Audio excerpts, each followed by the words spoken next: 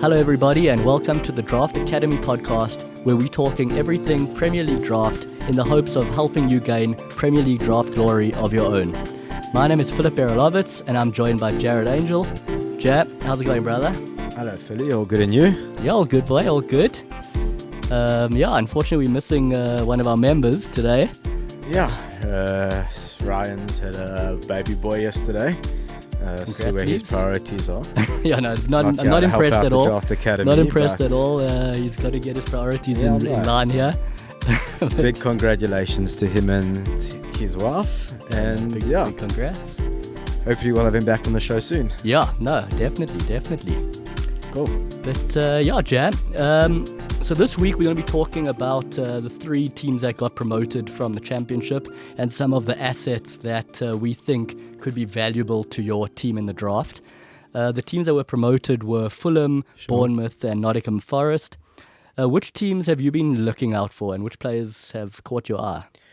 So I've been focusing a little bit on Nottingham Forest. Firstly, welcome back to the Premier League for them, being 23 years since their last appearance. Yeah, it's good to have them back. So yeah, congratulations to them and their fans. And I think you'll agree with me, Philly, that it's nice to have something fresh in the league. You know, we're used to every few years, it's the same teams that just keep getting recycled. So something new, something cool. No, 100%. And I mean, Nottingham Forest have won two European championships, which is more European championships than Man City. Yes, I'm sure Pep will be. And a couple other teams in the league. So, no, great to have them in the league. And, let's see what they can do this season. Yeah, so I've been looking into them a little bit. I think they're going to be a fun team to watch this year with potential for maybe some upset results. You know, they're that kind of team. I mean, we saw them go in that FA Cup run where they beat Arsenal. They hammered Leicester and then put up a great run against Liverpool before getting knocked out. Yeah. But I mean, what you can tell from that is they are able to handle themselves against some of the more experienced Premier League teams and players there. So, yeah, they like to play counter-attacking football. Big emphasis on their wing-backs. Okay. So you'll see they're going to leave a bit of space at the back. I don't know whether Cooper's going to fix that or not, but yeah, and that leads me to why there are some of their players I'd potentially be looking at drafting. Starting off with one of those wing-backs, Nico Williams. Great signing for them, in my opinion. So Nico does have some Premier League experience as well, which he brings with him. He did play 27 league games over the course of a couple seasons for Liverpool. Okay. Unfortunately for Nico, his competition in the Liverpool side is, in my opinion, the best right back in the world. Yeah, 100%. Trent Alexander. No, you're not getting into that team, unfortunately. So it's good for him to move on, but it could be a good chance. He had to move on. You know, he is a good player, and that's why I say a really good signing, I think, for Forest. So, yeah, Nico actually spent some time last season out on loan with the championship winners Fulham. Okay. 14 appearances, 2 goals and 2 assists, which is a decent return. I do expect him with a starting role at Forest to definitely increase on that. And yeah, like I say, they do like to play a lot through those wing backs, so Nico will see the ball. And from watching him at Liverpool, he's very comfortable on the ball. He's a good defender as well, Nico, which I think a lot of people will see this year around. And going forward, also a solid cross of the ball. So, yeah, if I'm looking to potentially draft one of Forest's players, Nico might be someone I'd be looking at, maybe filling in my last or second last defensive spot. So a bit of a later draft pick. Yeah, a bit of a later draft pick. I think we're spoiled for defenders this year. So, you know, like I said, they do play that high line, so I expect them to concede a lot of goals. Yeah. But yeah, that's kind of where I'd be looking at Nico. Okay. Another player I'm looking at from Forest is Brennan Johnson. So not a new signing. Brennan played for them last season. Top goal scorer, 18 goals and 10 assists. Okay. What makes Brennan a nice pick is that he's also on penalties. Okay, that's good to know. He shined in those games against those Premier League teams in the FA Cup. So again, 21 years old, also showed he can handle himself in those games. And yeah, if I'm looking at Brennan, probably as a second or third striker for my draft side. Okay.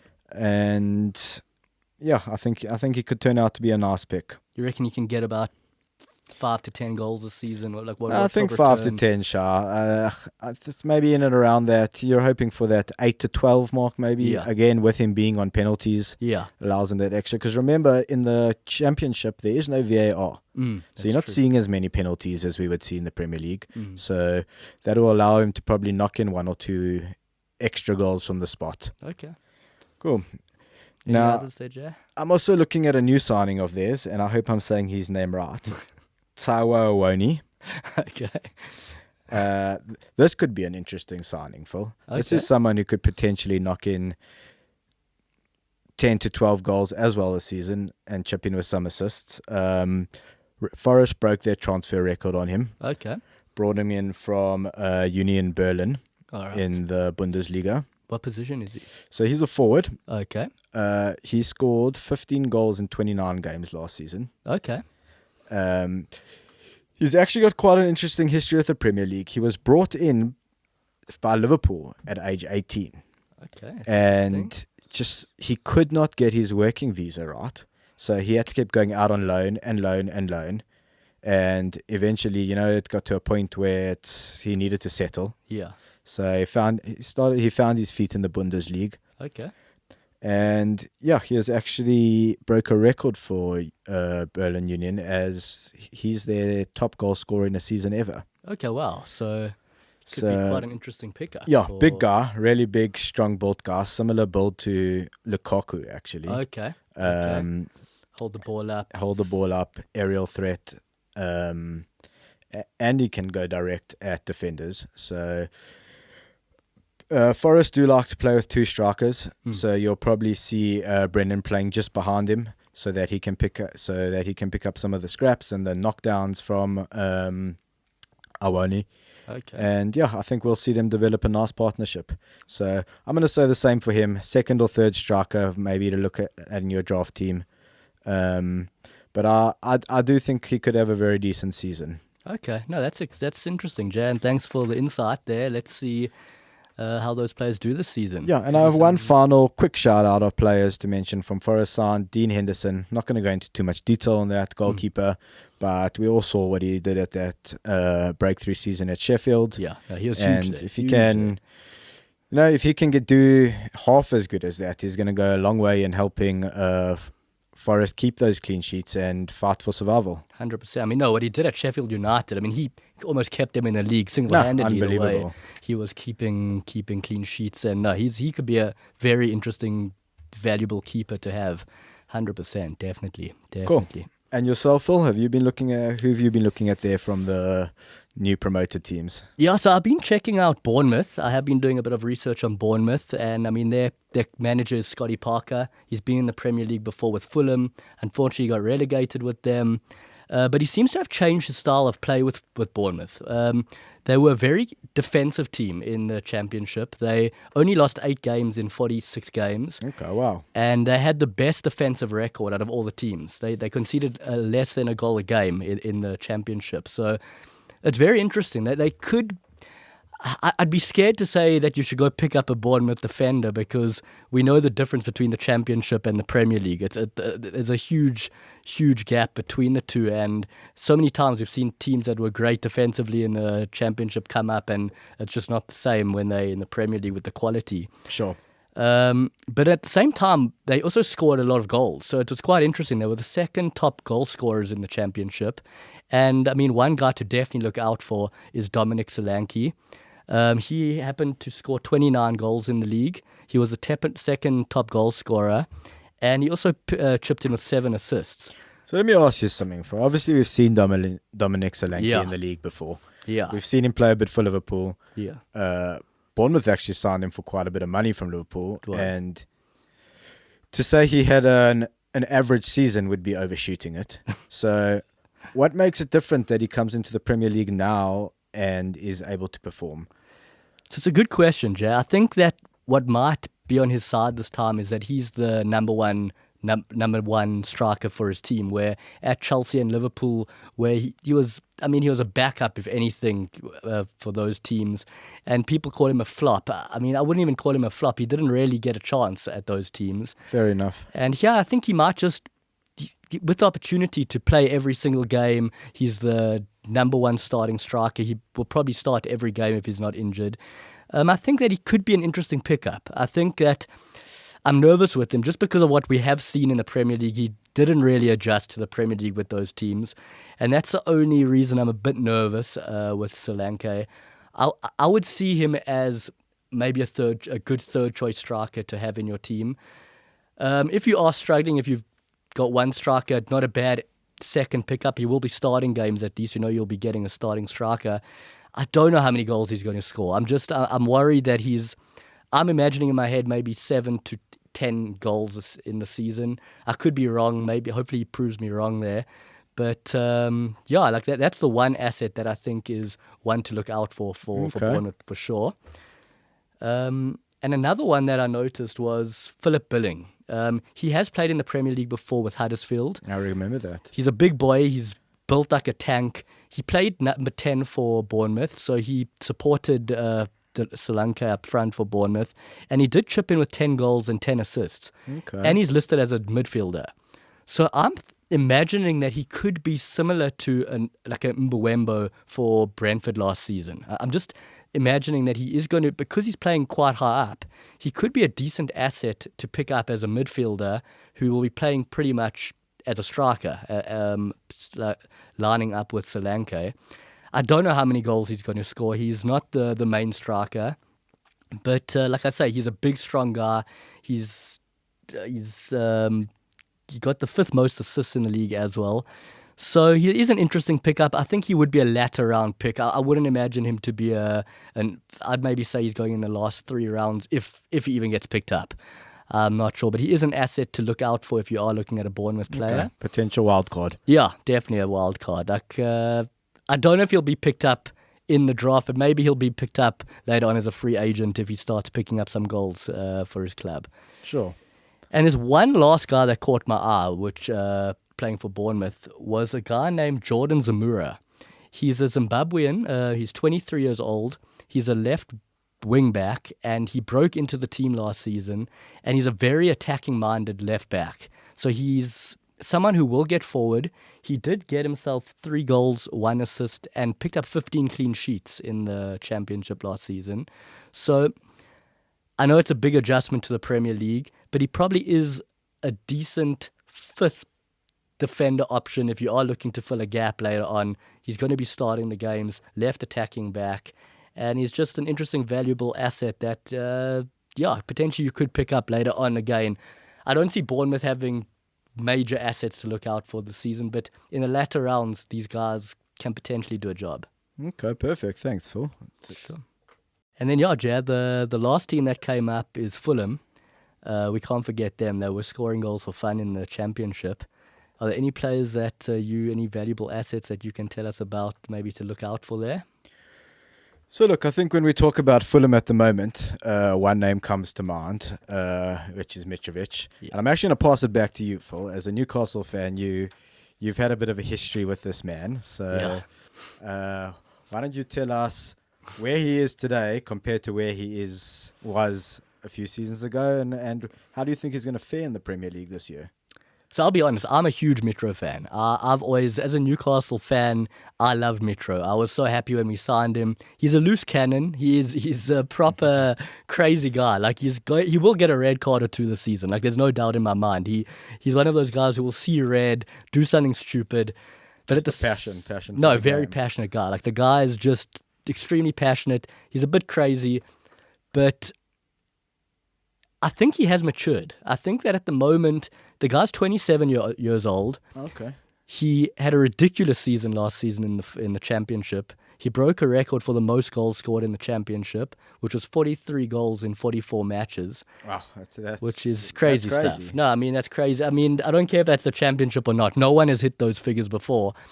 And it's got to be something to look out for. You can't ignore those stats. They are crazy stats. And he's going to be confident coming in this year. Like So how many goals? Where do you see? What do you see him doing in the Premier League this season? How far can he go to replicate those stats? So it's interesting, Jack, because I mean I have been doing my research on him when he did play in the Premier League, and in the Premier League he's been there 4 seasons, 2 with Newcastle and 2 with Fulham. For Newcastle, in his first season, he picked up 9 goals and 4 assists. Okay. In his second season, he picked up 1 goal, 0 assists. And for Fulham, in his first season, he scored 11 goals and got 3 assists. And in his second season, he was very injured. He got 3 goals and 3 assists and was a bit out of favour. I do see him bettering those stats this year if the stats from last season are anything to go by. I think we could see a guy scoring 13 to 15 goals. I can't see why not. He's a focal point for Fulham. When Fulham are going to be scoring goals, he will be either assisting those goals or scoring them. He's also on penalties, which is huge for a team. And I think Mitro might actually be a decent pick in the earlier rounds. When I say earlier, I mean maybe 5th or 6th round. I don't see why he is. I wouldn't say he's a premium striker, but he could easily be a striker in the second tier, where, like in the Callum Wilson, Mitrovic, I think he could be sitting in that tier this year with... Yeah, I completely agree with you on that. With those kind of stats, he definitely can't be ignored. Yeah. You know, I know there's the saying, it's the championship, yeah. But sometimes stats are worth noting. You know, it's similar to these stats, and I do think Mitrovic will have one of his better seasons in the Premier League. No, agreed. I mean, like I say, he's high in confidence. The guy's also been ripping it up for Serbia as well. So, yeah, I would say to drafters out there that Mitrovic could be someone to look at I'd say 5th, 6th round, definitely. 100%, okay. I would say you could start looking easily as on maybe your second striker for your team, for sure, 100%. Another player I've been actually looking at, Phil, from Fulham is Harry Wilson. So, Harry Wilson has Premier League experience. I'm sure you remember. With Bournemouth. Bournemouth, correct. Where he did score 7 goals in 20 games. Okay. Which is nothing wrong with that type of return from a midfielder. Set-piece specialist. Yeah. I mean, Phil, 19 assists for Fulham last season. Oh, wow. That is also worth noting for sure. You can't ignore those stats at all. Absolutely. And also along that, chipped in 10 goals. Okay. I mean, like we say, difficult to replicate those stats, but I mean, not to be ignored. You know, that's the kind of player, when you're picking a midfielder, these are the stats you're looking at. So we saw him as well when he was on loan at Derby, 16 goals and 4 assists. So he's shown that he does know how to find the net. Sure.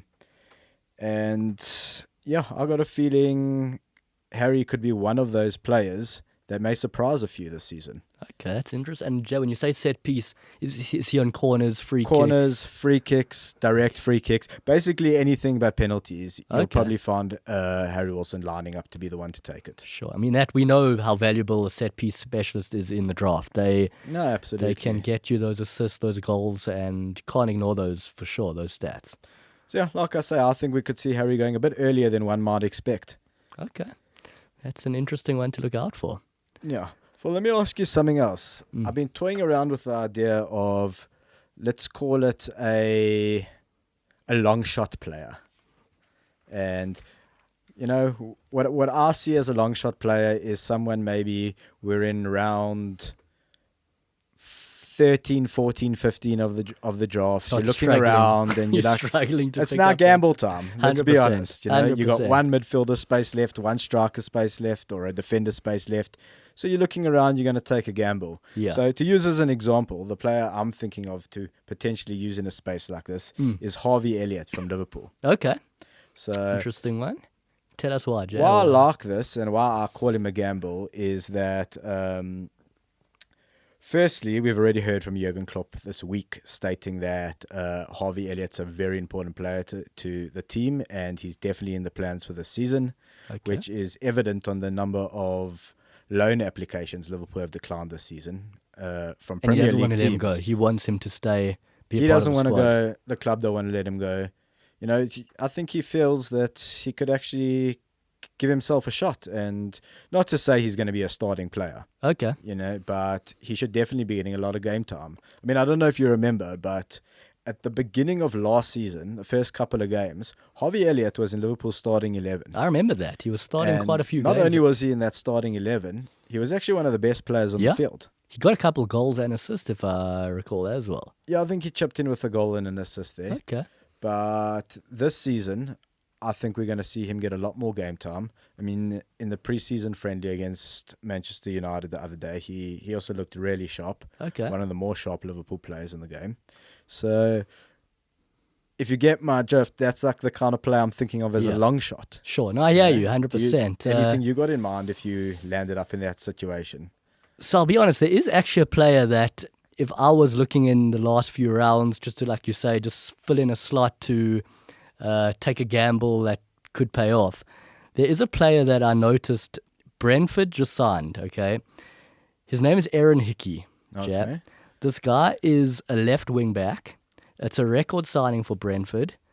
And he scored 5. He played for Bologna in the Italian league, which is interesting. He's a Scottish international.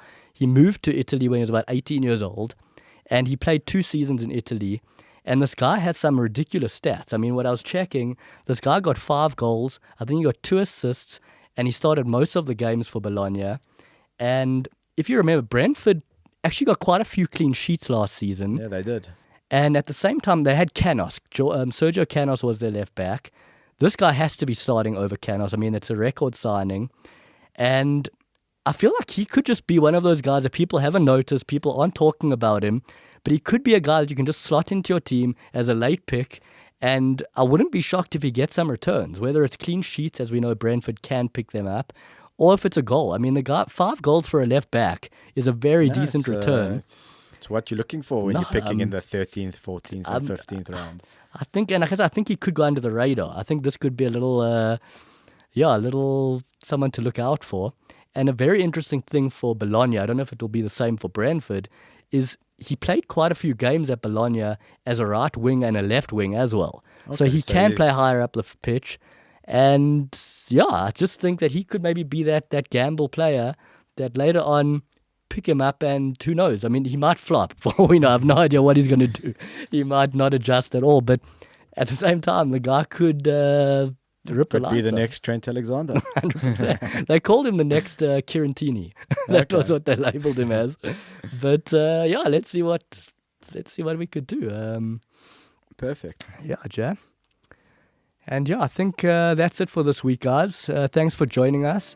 And please do not forget to subscribe to our Instagram, our Twitter, our YouTube channel. It's all at the Draft Academy. And we look forward to getting more questions from you guys. And yeah, thanks for following us, guys. We appreciate all the support. And that's it for this week. Thanks, cool. Jay. Thanks, buddy. It was great chatting again. And yeah, we'll see you guys next week.